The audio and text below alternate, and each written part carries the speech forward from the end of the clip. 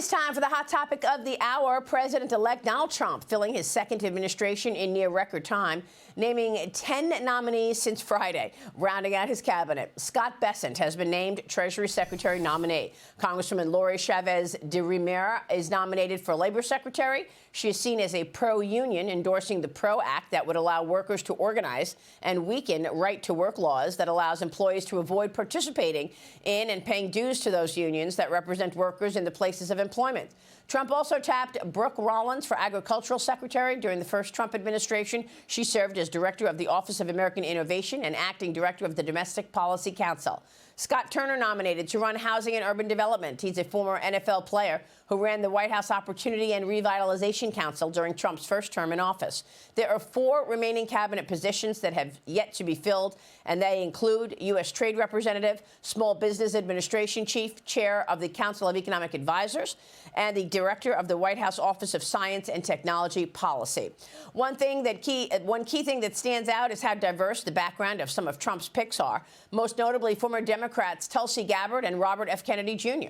It is getting noticed. Axios put out a piece over the weekend calling Trump's cabinet, quote, the most ideologically diverse cabinet of modern times. And Americans liking what they're seeing. According to a new CBS News YouGov poll, 59% of Americans support Trump's move so far as he fills out his cabinet. 41% say they disapprove. 23% of Americans also saying they were excited about what Trump will do as president. 30% say they are optimistic. Let's get into it. Jonathan, your reaction to all these new picks? It is amazing how quickly he's come out with these picks, and also they're very strong picks. And I think what's really interesting about this is when they talk about the diversity, you always hear the Democrats talking about diversity, but there really is diversity of thought, and it just shows Donald Trump is open to different ideas, that everyone doesn't have to be in lockstep. But I think what's also really important is this shows how Donald Trump knows how important this first year is in terms of getting his agenda accomplished. And all of these picks are very strong leaders, strong personalities that are committed to getting his agenda implemented in this first year. So I'm very optimistic. And I think that poll that shows the 59% is reflective of the way Americans usually are with a new administration. They want to give that new administration a chance. And I think the Democratic Party ought to listen to this and also give him a chance to implement the agenda that was voted on by the American people. Yeah. Now, let's talk about Treasury Secretary, Luke, because President Trump announced that it will be Scott Bessent who will be his nominee for Treasury Secretary. He announced that at 6 p.m. on Friday night. So our audience really getting the first take on what's final here. We've been talking about Treasury Secretary now for weeks. As you know, Scott Bessent has been on this program many times. And during those appearances, at one point, I asked him, what would be your priority should you get a seat at the table in a Trump economic team? Here's what he said. If you are a member of the economic team there in President Trump's cabinet, what would be your number one or first priority in January? Whether I'm on the inside or the outside, the extending or making permanent the Tax Cuts and Job Act is the priority. Yeah, because got it. If it doesn't happen, this will be the largest tax increase in U.S. history. Then we've got to make this permanent, and we'll give the business and households the confidence to really get on a glide path, into the next 4 years.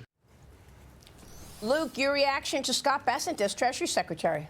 Well, I'm glad we're talking about Scott, because I think that's actually one of the reasons why futures are up right now pre-market. I think the markets love Trump's pick of Scott Bessent. I think you have to realize that Scott has made a living and a career out of trading and studying currencies. And I don't think people realize how important this transition we're about to go through is in regards to the U.S. dollar and our currency and world currencies in general. When you have a U.S. dollar that's been built on all this artificial inflation, all this artificial debt, this deficit spending of $2 trillion, $35 trillion of debt out there. The U.S. dollar is artificially propped up. So when you go through this transition of the Doge department of making things efficient, when you have a Trump presidency that's actually going to be more deflationary than it is inflationary, because when you cut back government spending, that's deflationary, combined with tariffs as a negotiation tool, you need somebody in there like Scott that can really keep the U.S. dollar strong and make sure that we keep it on track. And obviously the market likes that. So I think it's a very strong pick.